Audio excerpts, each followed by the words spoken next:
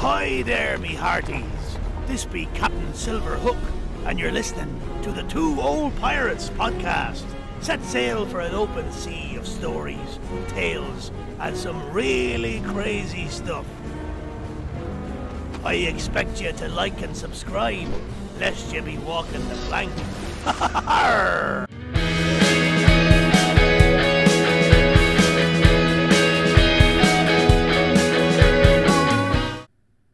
Hey, it's Eric with the Two Old Pirates. This is episode 96. This is another true crime. I've been asked from several people to do another true crime one, and so I thought long and hard about it, and I decided this one might be something that maybe we could solve together, and maybe we could bring some justice to someone. This is the episode known as My Student's Unsolved Murder. If you know anything about me, I've been a teacher for a real long time. I think this is year number 27 that I've been teaching. So I've had thousands of students that I've taught over the years and coached. And one of the saddest parts of doing things like that is that sometimes life just happens. And I've unfortunately had students along the way that have been in accidents, passed, or they died from a disease. And in the saddest of all is sometimes they took their own lives. Going to any of their funerals, of course, is sad. But one student that passed away was in a much different setting than all the other students that have passed away. All right, any of the students that have passed away. I taught at a local school here in Corpus Christi for about 14 years. And during that time period, met a lot of kids, taught a lot of kids, met a lot of fellow educators, the usual job. And then one day in 2016, I heard a couple kids in my class talking about somebody who had died or been shot, killed, whatever. And it's none of my business, to go ahead and go and ask questions and stuff like that. But one of the kids turned to me and they mentioned a name. And you teach all these kids and stuff, and kind of years go into each other and stuff. But I thought I remembered the name, and I was pretty sure I'd had that person in class. And they showed me a picture, and as soon as I saw the picture, I knew who it was. I knew that I'd had him in class, and I was all like, "Now what happened?" And they said he had been murdered. His name was Colton, and in November of 2016, he was murdered.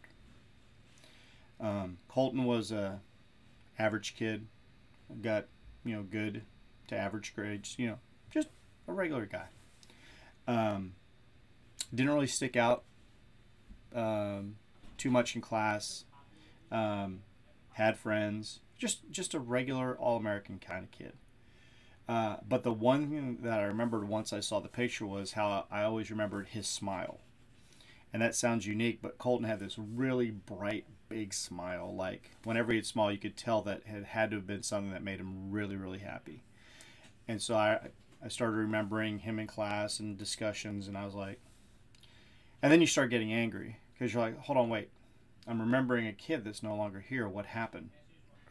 What I had heard back then, and what I've continued to try to keep up with, and what I'm presenting with you in this episode, is evidently he was at an apartment, and somebody sent him a message, and there was going to be like a fight. Somebody was like going to show up, and they're going to have to fight. I'm guessing Colton figured that it would be the old school way of just fists. You might break a nose, knock out some teeth, and then it'd be over, and that would be it. From what I've read, the people that were going to come to the apartment complex and possibly get into this fight, they had put it out on Snapchat that something big was about to go down at the apartments, and everybody show up. So there's going to be, like, if you've ever seen a fight nowadays, how students, instead of trying to break people up and, you know, maybe be decent, they take out their phones and they start recording everything. Well, that's, you know, you get a pack mentality.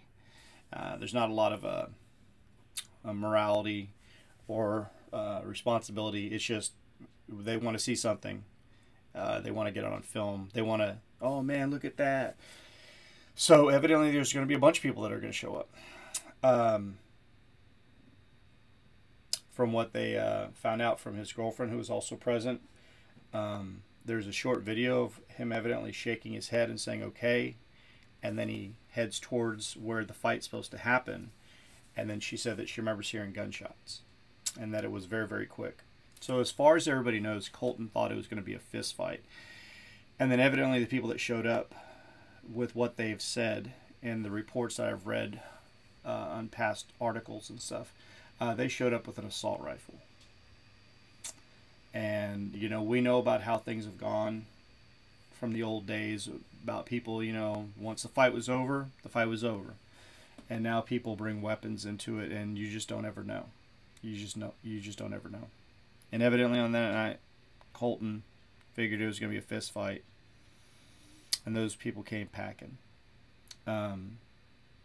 Evidently there's 2 videos that supposedly were filmed what takes place. I have not wanted to view or search them out.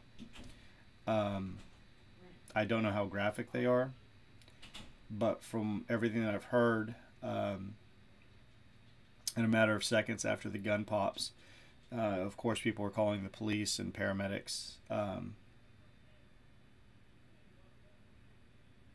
He was shot in the chest, and he passed away that night.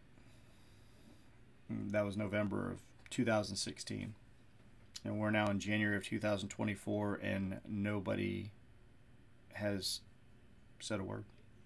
Nobody's pointed a finger. Nobody's felt so much guilt that they figure that his family, who has had to endure this imaginable pain, they don't have any feelings for them. They won't help put the people that decided to take this young man's life to put him away. If anybody knows what happened on that night of November 2016 and the shooting of the apartments on Weber Road in Corpus Christi, I'm attaching the Corpus Christi Police Department's phone number and the 888-TIPS phone number. I believe there's still a large reward up in case anybody can go ahead and give any information to help out. The people who murdered Colton are still out there living their lives. There are those that were there that know who did it. There are those who have heard about it who know who did it. It's not like it was in a dark alleyway and somebody just ran away and stuff. There are numerous people there, and they have kept their lips sealed tightly. So, this is a short episode over the true crime of an unsolved murder of a kid I taught. And I would really appreciate it if anybody knows anything about this to share it. And let's maybe go and get these people that did this to be found. As a teacher, it's never a normal feeling to have anybody that's associated with you at the school. Doesn't matter if it's administration, teachers, or students, but especially students because they're so young, to pass away, you know. But in this case, to be murdered just stings that much more. So, for episode 96 of the Jewel Pirates, I hope that you enjoyed this, and if you have any information, please call those 2 phone numbers, and maybe we can crack this case. Until next time, peace.